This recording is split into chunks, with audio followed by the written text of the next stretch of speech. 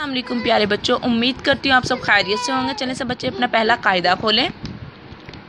आज हम करने जा रहे हैं सफ़ा नंबर 12। सफ़ा नंबर 12 में हमारा आज का हर्फ है वाव। वाव की पहचान है, होता तो ये दाल की तरह है, नज़र आता है दाल की फैमिली जैसी है, वैसे नज़र आता है, लेकिन इसके ऊपर छोटा सा एक मुंह होता है। ठीक है ना, ये देखिए ज़रा मोटा सा छोटा सा मुंह है, इसको हम कहते हैं वाव। वाव की आवाज़ है व वास्केट, व वर्क, व वास्केट, व वर्क। अब हम व के साथ कुछ हर्फ मिलाकर कुछ दूसरे अल्फाज बनाने की कोशिश करेंगे।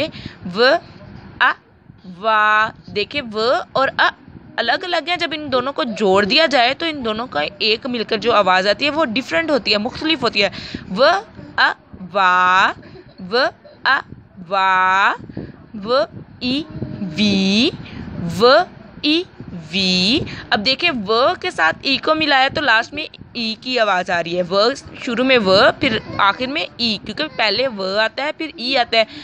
वी, व ए वे, व ए वे। ठीक है ना, आपने इनको मिलाकर हर्फ बनाने हैं और इनको अच्छे से लर्न करना है। ये आपकी पढ़ाई है आज की, यहीं तक आपने इसको बहुत अच्छे से लर्न करना है। अल्लाह हाफिज़।